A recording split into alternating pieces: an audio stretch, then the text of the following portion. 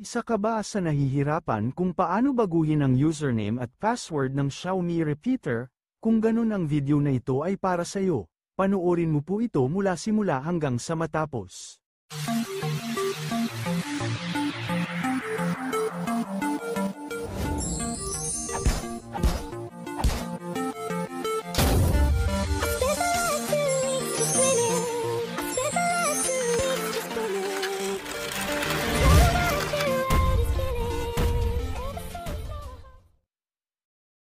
Welcome back mga ka-online. Sa video na ito ituturo ko po kung paano paguhin ang username at password ng ating Xiaomi Repeater, kaya kung interesado ka po sa video na ito, stay tuned ka lang po dahil ito na nga pag-uusapan na po natin dito kung paano ito gagawin.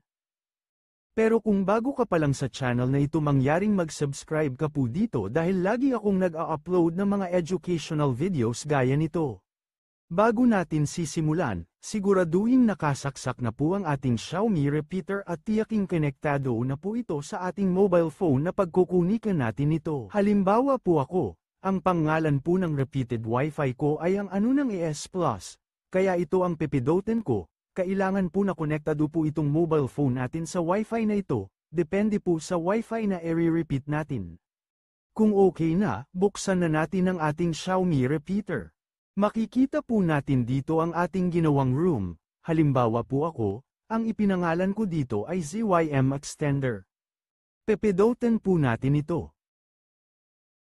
As you can see, narito na po tayo sa Wi-Fi setting, makikita po natin dito ang extended Wi-Fi na nire-repeat natin. Tandaan na hindi po pareho ang pangalan ng room sa pangalan ng ating Wi-Fi, pero nakadepende na po yan sa iyo. Magkapareho din ang password nito sa main Wi-Fi na nire-repeat natin, kaya kung alam ng kapitbahay mo ang password ng main Wi-Fi mo, tiyak na alam din niya ang password ng extended Wi-Fi mo, kaya kung naiisipang gawin ang videong ito, para ituturo sa inyo kung paano ito babaguhin.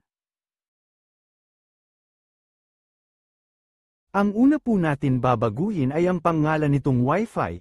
Tandaan na hindi po natin dapat burahin ang lahat ng dating pangalan nito. Sa halip ay magbura tayo ng konti tapos dito at dagdagan na lang ng ibang pangalan. Disclaimer lang po, hindi ko alam kung tama ba itong ginawa ko dahil baka ako lang ang nakaranas nito. Hindi ko kasi basta-basta na bago itong Wi-Fi name pati na ang password ko. Kapag okay na ay isunod naman natin ang password. Kung nagawa po nating baguhin ang extended o repeated Wi-Fi ay maaari din naman itong palitan ng bagong password. Kapag mapalitan na automatic na po itong mag-disconnect.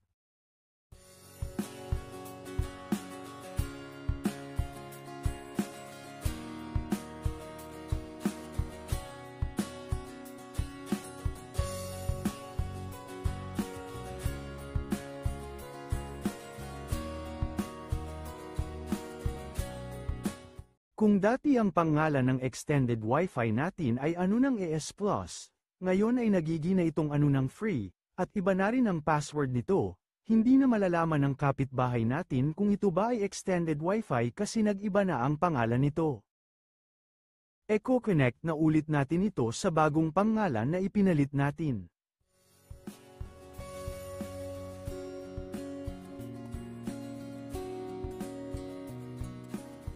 As you can see connected na po ito sa aking extended Wi-Fi.